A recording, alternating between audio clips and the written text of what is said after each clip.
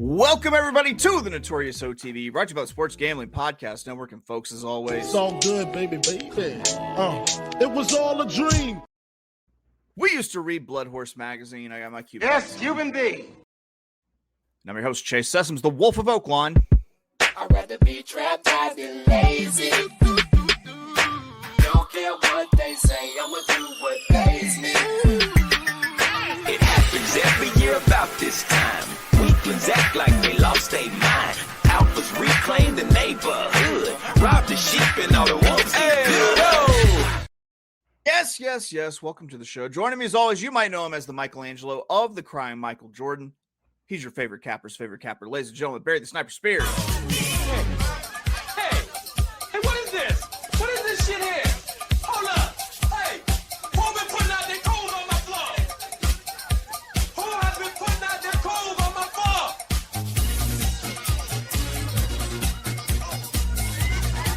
Hey. Have you people ever heard of posters? I like that the music that they play in the background could easily be the soundtrack to Scarface, you know? Absolutely. 100% good. It should be, if it isn't. Barry, what's good, buddy? Not much. First week home from the Breeders' Cup and just trying to get acclimated. I wish I was back out in California sometimes. It seems pretty nice. I'm growing more fond of the West Coast every single time that I go. But Barry, real quick, we got some housekeeping to do. Oh, yeah. Wolf of Oaklawn on the track. On the track. That's right. For the second straight week, I actually managed to turn a profit on our Thursday $100 budget show. I managed to turn your $100 into $280 over my last two Thursday shows. I'm actually 6 for 12. So it's Barry, what do you think? Sometimes it's not about hitting that one big home run. Sometimes it just turns into like a volume game. Yeah, I mean, there's a lot to be said for those hits that you get that aren't the biggest, but keep you afloat. Right. You're going to have probably a sizable amount of those, and being able to recognize those kind of situations is real key for a horse player, you know. Oh yeah, for sure. Gotta know when to just take what it's giving you. Barry, it's Monday. And on Mondays, what do? We pick them by the threes. That's right. It's time for Monday pick threes. And as of late, we focused on Horseshoe Indianapolis for our early week shows. And we're going to do just that. Hopefully we don't get snowed out. We've dug through this card from the rooter to the tutor to find our very best plays for the Monday Horseshoe Indy card. Barry, let's pull up some past performances. Cheer. I'm going to lead it off today because we actually are in the same race, but here we go. The same races, but here we go. I'm going to kick it off. Wow. I picked out this race 2 to race 4 stretch. Race 2, 6 furlongs, $15,000 Indy bred. I was steep raised. You think I'm scared to catch a case? What's some bullshit? Claimer on the dirt. This is one of those races where it looks like an off-pace horse should win, just due to the amount of early speed signed on. But therein lies the rub, which is that none of these horses in this race can actually pass someone to win. So what do?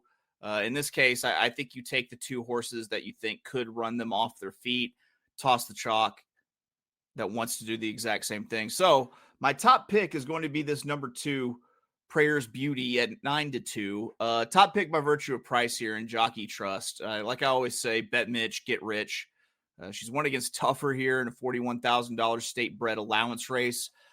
And they've been letting this one race its way into shape since May, and she ran a figure 2 back that's more than good enough to win today's race. Then she had trouble start, or you can draw a line through it because she reared up at the start and then kind of got locked into a speed duel after hustling towards the front after the bad break. I think you're getting a sneaky good price because of the trouble last out. The other horse I'm going to be using is going to be the 1 Luna Diva here at 5-2. See if I can actually highlight things. There we go. Has a rail draw and some early speed. If she breaks on top, then I think she could easily wire as well. I think that basically you just had to hang your hat on any of the early speed and say, okay, one of these is going to hold.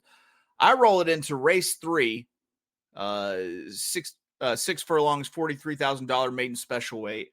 Barry, I am not a proponent of pressing the all button. I am, however, pressing the all but button. I'm going to use every single horse in this race save for the chalk. I really don't have any idea who's going to win this maiden special weight race, but I do have an idea of who's not going to win this race. It's probably quicker to talk about who I'm not using and why. I'm not using the number 3 Chalice at 7-5. Chalice, no, we shan't. It's simple. I don't like horses that have had 10 bites of the apple and haven't won a race. I really don't. It's not that I just don't like 0 for 22 maidens. I fucking hate 0 for 22 maidens. It's that hate that tells me that this horse won't win. And I don't care what the speed figures look like here in comparison to all the other horses. This horse simply does not have the heart or the desire to lead the herd. And I'm going to let an 0 for 22 maiden beat me here. And I'm going to take every other horse in this field. That's right. I'm pressing the all but button. And then I roll it into race 4. 5.5 furlongs, $8,000 Indy bred claiming. Since I went with the all but button in the previous race, I'm going to get skinny here and single. Ooh, where is it? Where is it? Oh, never mind. Whatever. We're moving on. I'm going to get skinny and single so I can press this pick 3 a few times to make a splash when it cashes. I don't like any of this speed in this race. I'm going to go ahead and single the horse I think will actually be able to pass. I'm going out of character here and singling an off-pace horse. My single is going to be number 3, Honey Red at 3-1. Should be coming from off the pace. Has shown the ability to win in that fashion against open competition in the last victory at the end of May.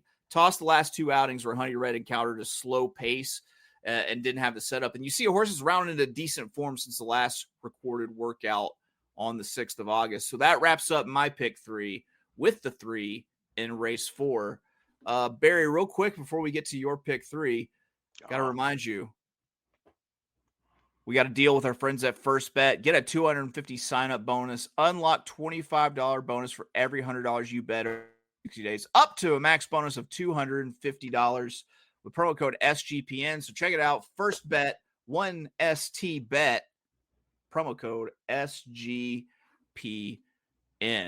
Barry, we can be double cashers here because you kick your pick 3 off in race 2 as well. Yes.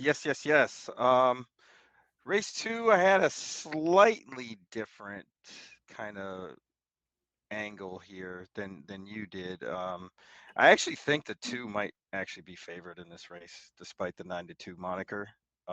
Just because of the speed, there's not much in it, and should be out there kind of winging it in comparison to the 6, who they have at 8-5, who is dropping down as well. But I have a feeling that the 2 might go off favorite. I could be wrong, but I'm only using 2 horses in this race. I'm using the 2, of course. Prayers Beauty has a lot of speed in comparison to other horses in here.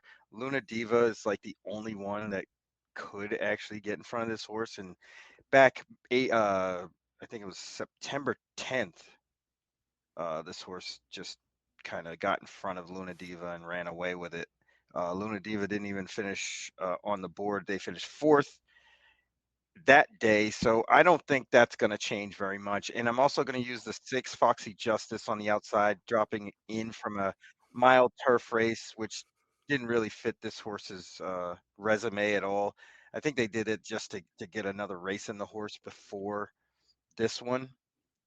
Because they didn't run in October for some reason. I'm not really sure why. But there's a workout on the 28th, and this horse just showing up here should command a lot of respect. Aaron West is a really high percentage trainer and gets his go-to guy in Fernando de la Cruz, and all the elements look like this horse is going to run well, but we'll see. Race 3, which is the maiden special weight, 6 furlongs on the main.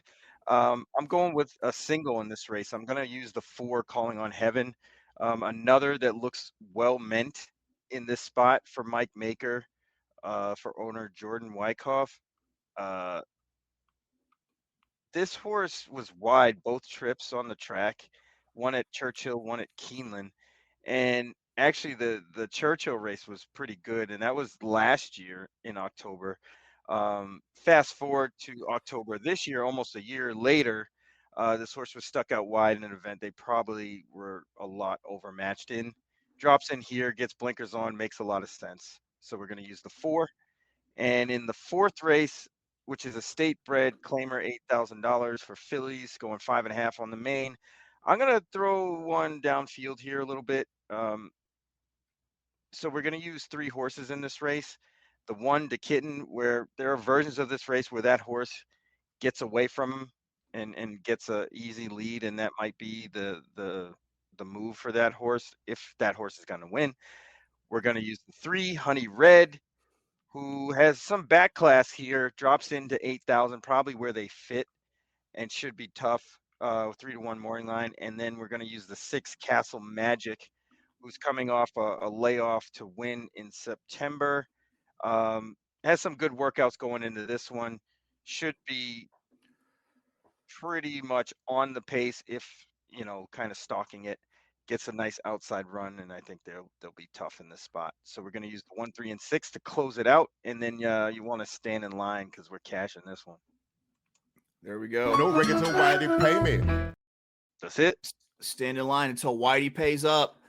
All right, guys. Well, Barry, how do you feel about wrapping up picks? I feel like we must. Is mandatory. Here we go. My Monday Horseshoe Indy pick 3 starts in race 2. We're going to do 1, 2. Race 3, we're hitting the all but button with the 1, 2, 4, 5, 6. And then race 4, we're singling the 3. That's going to be a $20 play for $2. Barry? So we're going to go a $5 pick 3. We're going to use the 2 and a 6 in race 2. We're going to single the 4 in race 3. And then we're going 1, 3, and 6 to close it out. $30 play. Let's get this money. Let's get this money. That's it, guys. We've done it. We've given you our pick 3s. I don't know what else you want from us. Probably some winners. That'd be my first guess. Yeah, a blanket maybe because it's cold. Fucking blanket. It is really cold out there.